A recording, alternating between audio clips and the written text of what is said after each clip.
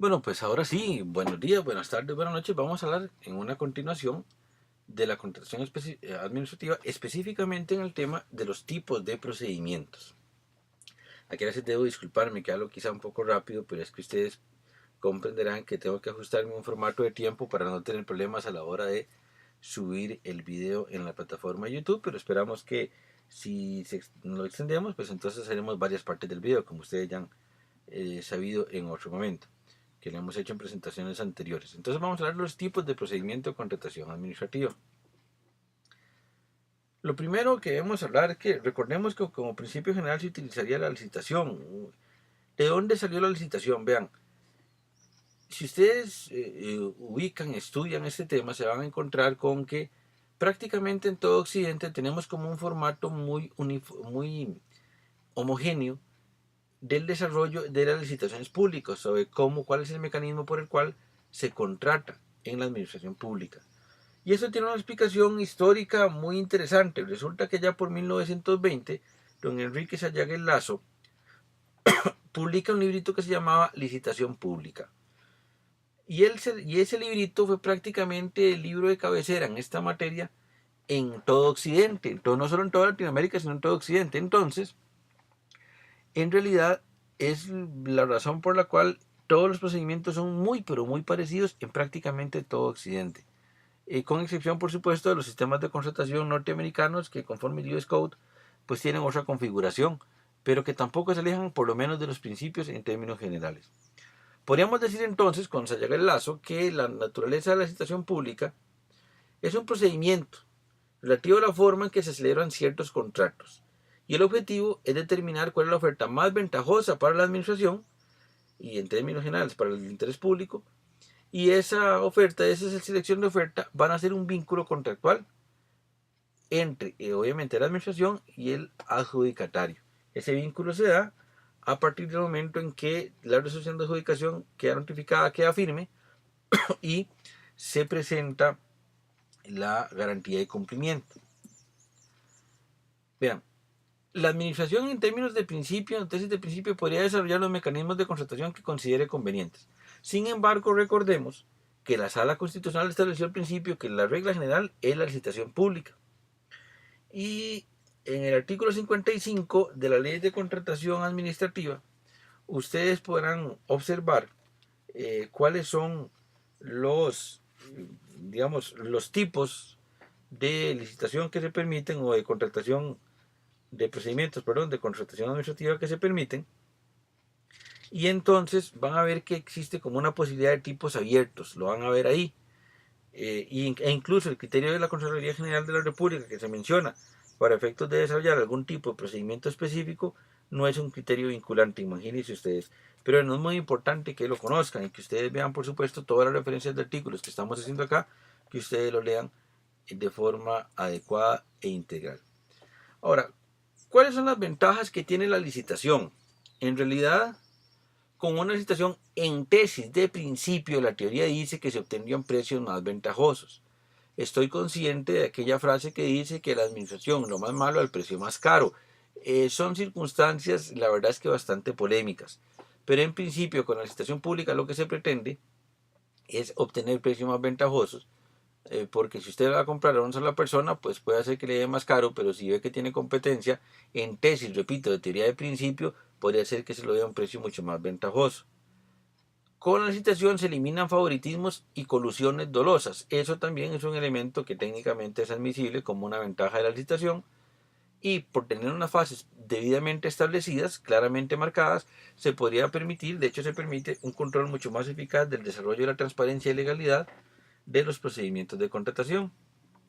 ¿Qué desventajas? Vean, la licitación ciertamente es un procedimiento más lento y no siempre impide que se acepten ofertas que puedan ser de alguna manera contrarias al interés público, porque a veces quizá solo se define precio, pero resulta que la calidad del bien no era tan buena, entonces al final de cuentas, recuerden ustedes que aquella famosa frase de que comprar lo más barato a veces puede salir más caro. En general, esos son criterios de desventajas de la licitación que por supuesto pueden ser polémicos y sujetos a discusión. Recordemos los principios básicos, la igualdad de los licitantes, el cumplimiento estricto del pliego. El pliego lo llamamos pliego o plica, son, digamos, sinónimos del cartel, del que ya hablaremos en algún momento determinado. En general, en los distintos países existen numerosas leyes y decretos reglamentarios que regulan los procedimientos de contratación. En Costa Rica, como marco general, tenemos la Ley de Contratación Administrativa y el reglamento de la Ley de Contratación Administrativa. En términos regulares, vamos a encontrar nosotros unos tipos de procedimiento, por lo menos dos. El remate que mencionamos aquí tiene alguna diferencia, pero de aquellas fases que vimos en la reseña de fases de contratación, nosotros vamos a encontrar dos tipos de procedimiento. La licitación pública, que repetimos conforme a la Constitución, según dice la Sala Constitucional, es la regla general, y la licitación abreviada, que se diferencia de la licitación pública en los plazos y en que se restringe un poco la participación, ya lo vamos a ver por qué. Y el remate, que es un mecanismo por el cual la administración pública vende bienes, que eso es distinto y todo lo conocemos. Creo que pueden incluso ver la regulación más adelante. Vean, hay modalidades, existe la licitación con financiamiento, y ustedes tienen el marco normativo para que lo vean, el artículo 52 de la Ley de Contratación Administrativa y el 103 del reglamento a esa ley. La licitación con precalificación, a veces se puede precalificar, y la subasta a la baja, en donde los productos son tan genéricos que en última instancia se puede hacer una subasta y el que lo dé más barato a veces le adjudicamos. Eso se regula en el 54 de la Ley de Contratación Administrativa. Les pido que por favor vean estas normas y si tienen alguna duda, porque pues con muchísimo gusto la podemos comentar, la podemos abocar, pero en realidad pareciera que son temas pues muy sencillos, muy focalizados, y que por supuesto aquí tenemos ya la ventaja de haber visto estas materias quizá por lo menos de una forma muy rápida, pero la vimos en licenciatura. Ahora, hay un mecanismo excepcional, que es la contratación directa. Recordemos que conforme a la Ley de Contratación Administrativa hay una serie de escenarios en donde, conforme al artículo 2 de la Ley de Contratación Administrativa, no se exige que se desarrollen los procedimientos que establece la Ley de Contratación Administrativa, sino que se puede contratar directamente.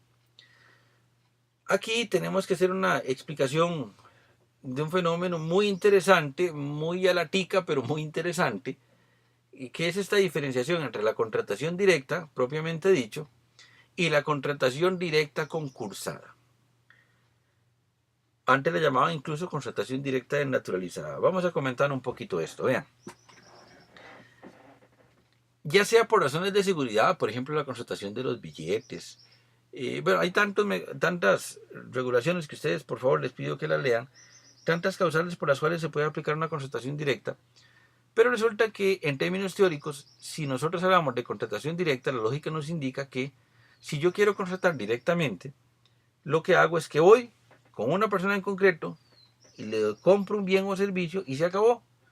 Pero resulta que precisamente por ciertas, empezando por la, digamos, desconfianza o mecanismo de control que se exigiría en términos muy lógicos, porque como el dinero público no es dinero de los funcionarios, tiene que garantizarse que está bien invertido. Entonces, a partir de la reforma de 1995 se desarrolló una figura muy interesante, bueno, viene desde antes, pero aquí se le dio como un nombre interesante, en que se mencionaba la frase de contratación directa, pero ya no en esa concepción normal del vocablo de la frase de que yo contrato directamente con una persona, como lo hacemos nosotros en términos físicos. Si queremos un bien, vamos donde fulanito, lo compramos y se acabó. Eso es una contratación directa, una compra directa. Aquí hablamos de una contratación directa concursada porque se exige, a modo como de un pequeño concurso público, se exige que se haga como una cierta condición o cartel o plica con las condiciones esenciales de la contratación, y se exige que se cuente con por lo menos 3 ofertas, y de esas 3 ofertas la administración elija. Ahora, eso entonces en su momento se dio en llamar la contratación directa desnaturalizada, así como aquella frase casi que de hijo desnaturalizado, porque en realidad ya no era contratación directa pura, había una desnaturalización, y ahora modernamente, a partir de la reforma del 2006, la llaman contratación directa concursada. Así que eso es lo que significa. Ahora, ¿en qué supuestos se dan la contratación directa? Bueno, en aquellos supuestos en que conforme el artículo 2 proceda y que ante todo tiene que ver con dos grandes escenarios. El mecanismo de el precio, es decir, cuando por un monto determinado no se exija ningún tipo de procedimiento regular, como son la licitación pública y la licitación abreviada, o con causales concretas y directas que están reguladas incluso no solo en la ley, sino en el reglamento. De las que les pido que por favor las vean y comentamos un poquito. De hecho, ya ustedes van viendo que algunos temitas ahí vamos a sacar algunos aspectos que van a servir incluso como evaluación del curso al final. Vean, hay actos que son impugnables. ¿Se acuerdan cuando vimos la reseña de las fases de la constatación que habían dos asteriscos? Bueno, pues esos dos asteriscos aluden a los dos actos, los únicos dos actos que tienen impugnación en materia de contratación administrativa. El cartel con el recurso de objeciones al cartel y el acto de adjudicación con revocatoria o apelación. Aquí tenemos que explicar varias cosas. Lo primero, el cartel en realidad se puede objetar por violación de los principios constitucionales de la contratación administrativa. Ahí cuando se está elaborando el cartel, cuando se publica, no hay oferentes, no hay adjudicatarios, no estamos en esas fases. Entonces, en realidad, en términos amplios, lo que se permite es que se pueda impugnar el cartel diciendo que violenta los principios de la contratación. Por ejemplo, un principio es la libre concurrencia. Si hacemos una contratación que diga, mire, nosotros queremos comprar refrescos Coca-Cola o marca o similares a la Coca-Cola. Pregunta, si se quieren comprar refrescos de la Coca-Cola, ¿quién nos puede vender si no es la Coca-Cola? O queremos comprar vehículos marca Toyota, nuevos. Si no es el distribuidor exclusivo en Costa Rica, que es la Purdy Motor, pues entonces no los van a poder comprar. Entonces, eso violentaría el principio de igualdad de trato, el principio de libre concurrencia, de transparencia, de neutralidad en las contrataciones públicas. Entonces, se puede objetar el cartel y el cartel tendría que modificarse para efectos de que se establezca, bueno, no queremos un carro marca tal, queremos un vehículo que tenga tales características genéricas y ahí sí entonces la mayor cantidad de personas podría ofertar. Este recurso de objeciones al cartel, como ustedes pueden ver ahí en primera instancia, se regula a partir del artículo 81 de la Ley de Contratación Administrativa. Eso es importante. Vean que dice el artículo, voy a ir al artículo 82 de la Ley de Contratación que dice que podrá interponerlo el recurso todo oferente potencial o su representante cuando se considere que ha habido vicios de procedimiento, se ha incurrido en alguna violación de los principios fundamentales de la contratación o se ha quebrantado de alguna forma el ordenamiento regulador de la materia. Los plazos, etcétera, están ahí en la ley y entonces es un recurso que conoce la Contraloría, que resuelve la Contraloría General de la República en cualquier tipo de procedimiento, pero hablamos aquí ante todo de licitación pública, lo conoce la Contraloría General de la República. El otro acto que tiene impugnación directa es el acto de adjudicación.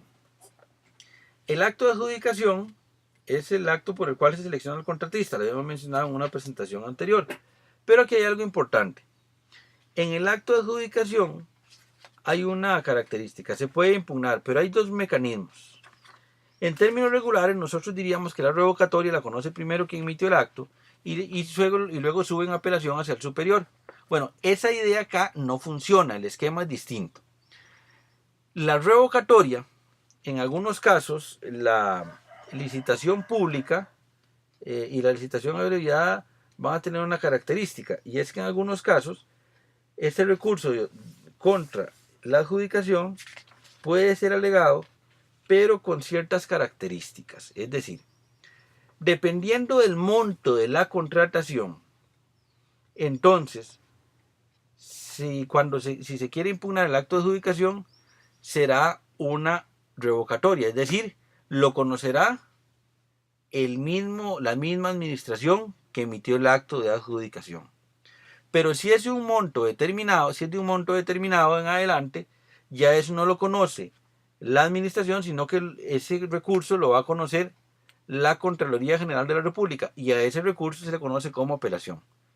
No existe la figura de que usted primero impugna ante la administración el acto de adjudicación y después sube la apelación en apelación a la Contraloría General de la República. No funciona así, sino que o se conoce la revocatoria por el monto en, en la administración pública o se conoce la apelación por el monto ante la Contraloría General de la República. Esto es muy importante. Entonces, creo que es básico que lo conozcamos para efectos de determinar cómo es que funciona este mecanismo impugnaticio. Hay cosas que mencionar, hay detalles que ver, pero lo que importa en este momento es que ustedes puedan, por favor, ver los artículos, conocer que esto existe, repasarlos, porque en última instancia estamos en maestría, es un repasito un poco más profuso, y que comentemos en foro cualquier consulta adicional. Eso es importante. Entonces hemos visto ahora el mecanismo